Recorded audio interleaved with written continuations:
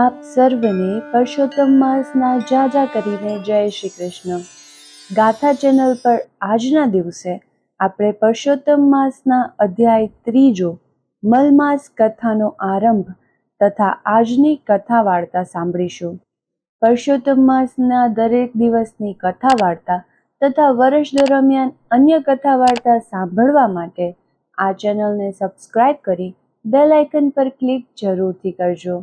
તો આવો સાંભળીએ આજનો અધ્યાય 3 મલમાસ કથાનો આરંભ. શૌનકાદિ ઋષિઓના પૂછવાથી સૂત પુરાણીએ કહ્યું, હે મુનિ શ્રેષ્ઠો, નારદજી સમક્ષ શ્રી નારાયણે જે કહ્યું તે હું તમને કહું છું. ભગવાન નારાયણે નારદજીને ઉદ્દેશીને કહ્યું, હે બ્રહ્માપુત્ર નારદ, આ કથા શ્રી કૃષ્ણે યુધિષ્ઠિરને કહી હતી. આ કથા શ્રવણના ફળ સ્વરૂપ તેઓ કૌરવોના ત્રાસથી મુક્ત થઈ સુખ શાંતિ પામ્યા હતા. દુષ્ટ દુર્યોધન આદિ કૌરવોએ પાંડવોને કષ્ટ આપવામાં કંઈ કચાશ રાખી ન હતી.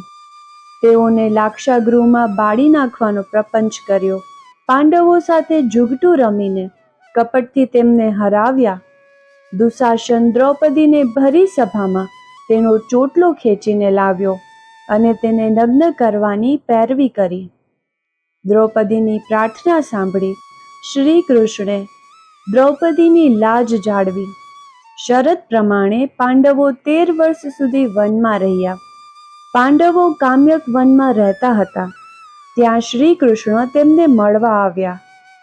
કોપાયમાન અને નારાજ થયેલા શ્રી કૃષ્ણને અર્જુન હાથ જોડીને કહેવા લાગ્યા, હે પ્રભુ, આપ કોપાયમાન ના થાવ. આપ જગતના પાલન કરતા કહેવાઓ છો. આથી આપ શાંતિ ધારણ કરો. અમે આપને શરણે છીએ. અર્જુનની નમ્ર વાણી સાંભળીને શ્રી કૃષ્ણનું ક્રોધી સ્વરૂપ બદલાઈ ગયું. હવે તેમણે હાસ્યસહ અર્જુનને કહ્યું, અર્જુન, હું મારા કષ્ટને સહન કરી શકું છું, પરંતુ મારા ભક્તોના એક રાઈના દાણા જેટલા દુઃખને પણ હું મેરુ સમાન સમજું છું. મારા ભક્તોના દુઃખ દૂર કરવા માટે અજન્મા હોવા છતાં જન્મ લઉં છું. હવે તમારા દુઃખો થોડા સમયમાં દૂર થશે. માનવીને સુખ દુઃખ હાનિ લાભ કર્મના ફળ સ્વરૂપે મળે છે. આ કર્મના બંધનો દૂર કરવા માટે માનવીએ ધર્મ, વ્રત અને તપ દ્વારા શરીર અને આત્માને પવિત્ર બનાવવા જોઈએ. હવે પછી જે મહિનો આવે છે તેને અધિક માસ કહેવામાં આવે છે. આ માસમાં વ્રત, નિયમ, ધ્યાન આદિ કરવાથી તેના પ્રભાવે ફરી તમારું રાજ્ય, સુખ, વૈભવ આદિ તમને પાછા મળશે. શ્રી કૃષ્ણના આ વચનો સાંભળીને અર્જુને પૂછ્યું, આ અધિક માસ શું છે? તેનું શા માટે વ્રત કરવું? તેનાથી ફળની શી પ્રાપ્તિ થાય? એ બધું અમને વિગતે સમજાવો. શ્રી કૃષ્ણે તેના જવાબમાં કહ્યું, વર્ષ, માસ, દિવસ, પ્રહર, ઘડી, પળ અને વિપળ બધા કાળના વિભાગો છે. સમુદ્ર, નદી, તળાવ, કૂવા, ઝરણા વગેરે જળના વિભાગો છે. આ બધા વિભાગોના તેમના દેવોની કૃપાથી સુખ મળતું હોય છે. એવામાં સંજોગો વશાત એક વધારાનો માસ ઉત્પન્ન થયો, પરંતુ આ માસનો અધિષ્ઠાતા દેવ ન હતો. આથી લોકો આ માસને મલમાસના નામે ઓળખવા લાગ્યા. વળી આ માસને મલિન માની ભાવિકો તે માસમાં સત્કર્ય કરતા નહીં, કારણ કે આ માસમાં સૂર્ય એક જ રાશિમાં રહેતો હતો. તેથી લોકો તેને નિંદાપાત્ર ગણતા. આ રીતે અદ્ભુત થયેલ આ મલમાસ બહુ નિરાશ થયો. કેટલીક વાર તેને આપઘાત કરવાનું મન પણ થતું. એકવાર વૈકુંઠ લોકમાં મારી પાસે આવ્યો અને આંસુભીની આંખે નમ્રતાથી તેણે પોતાનું દુઃખ કહેવાનું શરૂ કર્યું. શ્રી બૃહ નારદીય પુરાણમાં પરસોત્તમ માસ મહાત્મ્ય મલમાસ કથાનો આરંભ નામનો 3 અધ્યાય સંપૂર્ણ. જો વિડીયો પસંદ આવે તો વિડીયોના અંતમાં કમેન્ટ બોક્સમાં જય શ્રી કૃષ્ણ અવશ્યથી લખજો. હવે પુરુષોત્તમ માસની પાવન કથા સાંભળીએ. શ્રદ્ધાનું ફળ. અનંતપુરમાં એક સુથાર રહેતો હતો. તેના કુટુંબમાં તે, તેની પત્ની, 7 દીકરીઓ અને 2 દીકરા મળી કુલ 11 જણ હતા. દીકરીઓ મોટી હતી જ્યારે 2 દીકરા નાના હતા. આખા કુટુંબના ગુજરાનનો ભાર તેના એકલા ઉપર હતો. તે લાકડા ઉપરની કલા કારીગરીમાં હોશિયાર હતો, તેથી ગામમાંથી તેને સુથારી કામ મળ્યા કરતું. તે ખાસ કરીને દેવદેવીઓના નાના નાના મંદિરો બનાવતો. તે તેમાં એવી ઝીણી કોતરણી કરતો કે જોનારને 2 ઘડી જોઈ રહેવાનું મન થાય. સુથાર દિવસ ઉગે ત્યારથી મોડી રાત સુધી મહેનત કરતો, ત્યારે માંડ માંડ તેના ઘરનું ગુજરાન ચાલતું. વસ્તારી કુટુંબમાં એક જ જણ રણનાર હોય ત્યારે જીવન નિર્વાહ ચલાવવો ભારે થઈ પડે. દીકરીઓ મોટી હોવાથી સુથારે સારા મૂર્તિયા શોધીને પરણાવવા માંડી અને સાસરે વળાવવા માંડી. લગ્નના ખર્ચામાંથી સુથાર ઊંચો જ આવતો નહોતો. વળી દીકરીઓ અવારનવાર સાસરેથી પિયરમાં આવે ત્યારે તેને કપડાં લત્તા અને કંઈક રોકડ આપવી પડે. આથી સુથાર દિવસે દિવસે આર્થિક રીતે ઘસાતો જતો હતો.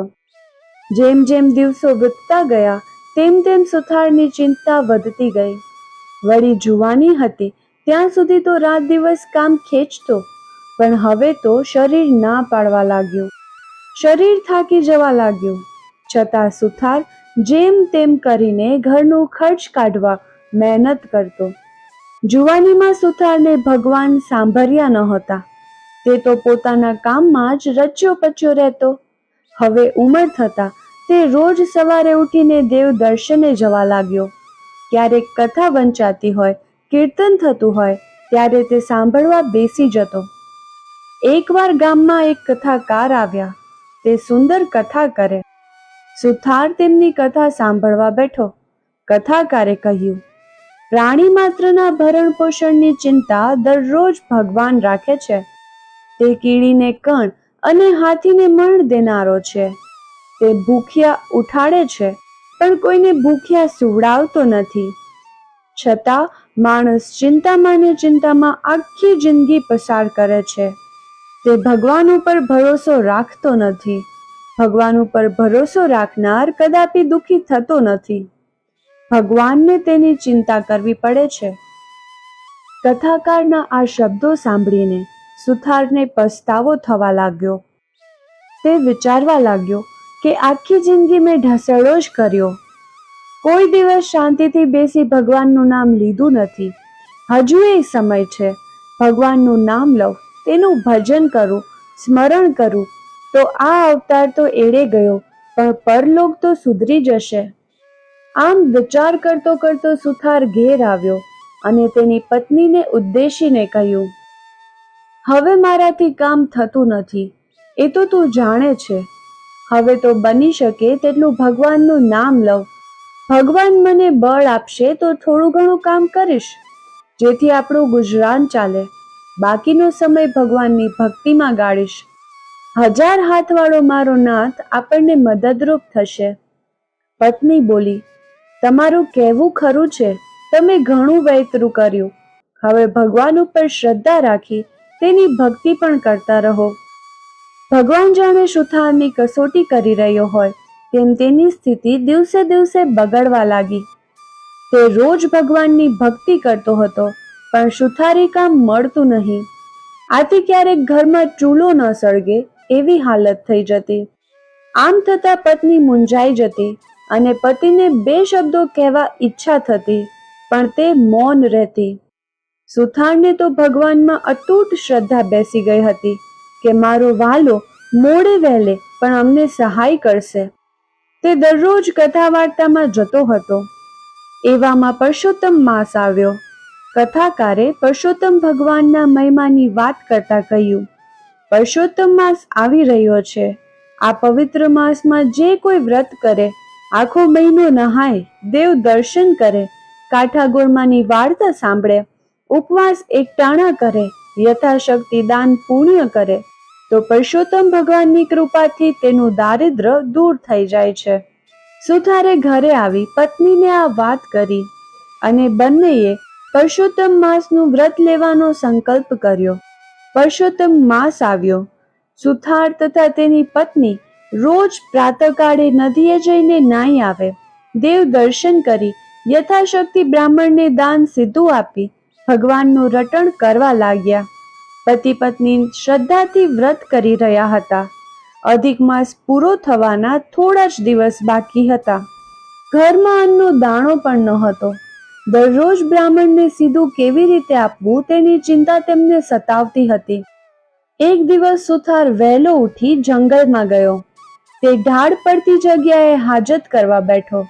બે દિવસના ઉપવાસ હતા, વળી ઢાળ હતો, તેથી સુથાર પડી ન જવાય એટલા માટે એક ઝાખરાનું મૂળિયું પકડી રાખ્યું. મૂળિયાને આમ તેમ હલાવવા જતા તે ઉખડી ગયું અને ત્યાં ખાડો પડ્યો. તેમાં કંઈ ચળકવા લાગ્યું. સુથારે ચળકાટ જોયો, પણ હજુ અંધારું હતું, તેથી તેને સમજ ન પડી કે અંદર શું છે. તે તો ત્યાં બેસી રહ્યો. થોડું અજવાળું થતાં તેણે જોયું કે ખાડામાં હીરા પડ્યા હતા. તે જ ચમકી રહ્યા હતા. તેનો સુથારને ખ્યાલ આવ્યો. સુથારે આનંદ અને હરખ સાથે હીરા ઉઠાવ્યા. તેણે જોયું તો તેની નીચે સોના મહોરો પડી હતી. માટી કાઢીને ખાડો જરા ઊંડો કર્યો તો તાંબાનો ચરુ દેખાયો. આખો ચરુ સોના મહોરેથી ભરેલો હતો. આ બધું જોઈ સુથારના આનંદનો પાર ના રહ્યો.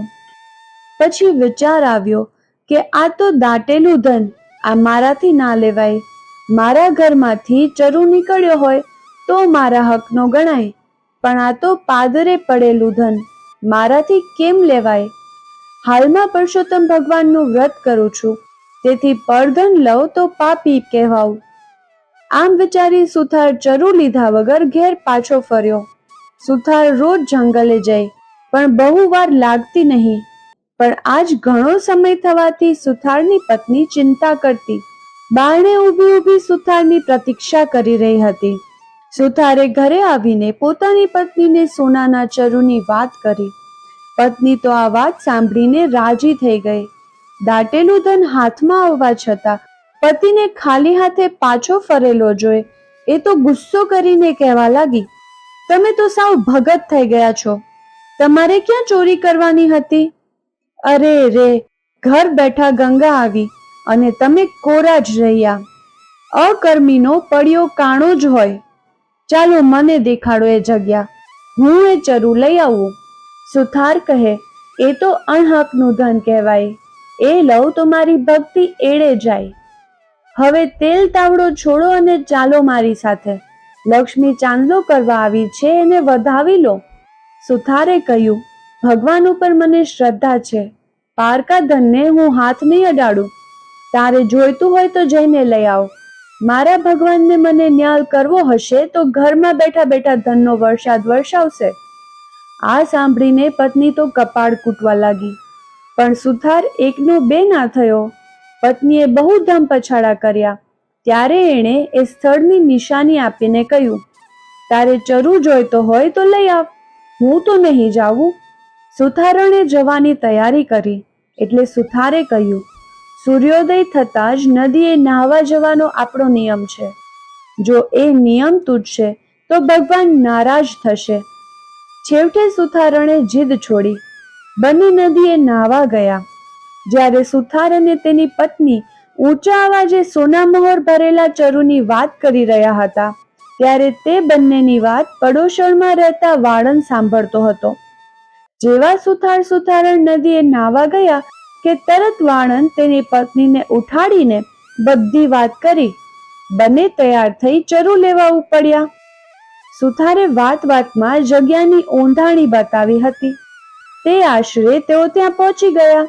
ચરુવાળી જગ્યાની ઉપર તાજી માટી વાળેલી હતી, એટલે તેમને તરત તેમની ખબર પડી ગઈ કે અહીં જ ચરુ છે. બંનેએ હાથોહાથ માટી ખોદી નાખી.